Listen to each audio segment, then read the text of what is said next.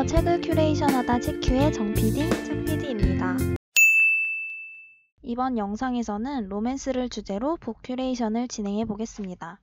첫 번째로 소개해드릴 책은 플립이라는 책입니다. 작가 웬들린 벤 드라닌의 플립은 풋풋한 첫사랑을 다룬 로맨스 소설입니다.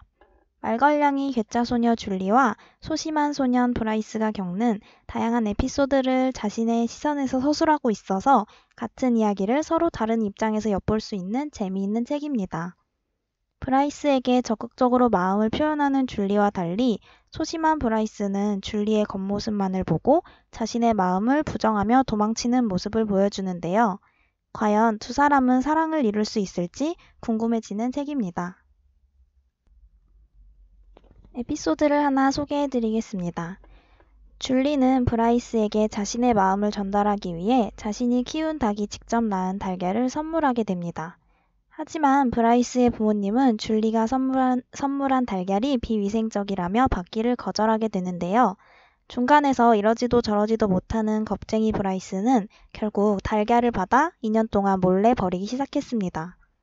그 후 브라이스가 달걀을 버리는 것을 우연히 보게 된 줄리는 브라이스의 모습에 실망을 하게 되고 줄리와 브라이스의 관계는 역전이 되기 시작합니다.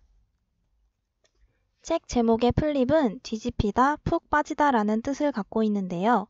처음엔 줄리가 브라이스에게 마음을 빼앗기지만 나중에는 브라이스가 줄리의 아름다운 내면을 알게 되고 줄리에게 푹 빠지게 됩니다. 소녀와 소년의 이야기를 읽다 보면 어느새 책 속에 푹 빠지게 되는 플립, 꼭 읽어보세요. 다음으로 저희가 소개할 책은 레베카 레이즌의 생강변의 작은 책방입니다. 이 책의 작가인 레베카 레이즌은 작가이기 전에 애서가였습니다. 한 장소를 배경으로 펼쳐지는 다양한 에피소드를 담아 진저브레드 카페 시리즈, 책방 시리즈 등 로맨스 소설을 출간했습니다. 대표작으로는 파리의 작은 가게들을 배경으로 펼쳐지는 일과 사랑 이야기를 담은 로맨틱 파리 컬렉션 3연작이 있습니다. 이 책의 내용을 소개해드리겠습니다. 미국의 한 시골 마을에서 책방을 운영하는 세라는 파리의 생강변에서 책방을 운영하는 소피로부터 6개월간 서점을 맞바꿔 운영하자는 제안을 받습니다. 내성적이고 변화를 싫어하는 책벌레인 그녀는 제안에 대해 고민합니다. 하지만 파리에 대한 낭만적인 이상을 실현하기 위해 제안을 수락하기로 결정합니다. 파리에 입성한 세라는 원스 어폰 어 타임이라는 고향에서 운영하던 책방과는 비교가 안 되는 규모의 책방을 운영하게 됩니다. 매일매일 손님들로 북적거렸고 직원들과의 마찰로 좌절합니다. 연인인 리지와의 기약 없는 장거리 연애는 외로움을 더해줍니다. 하지만 로맨스 소설의 해피엔딩을 꿈꾸며 외로움을 견뎌냅니다.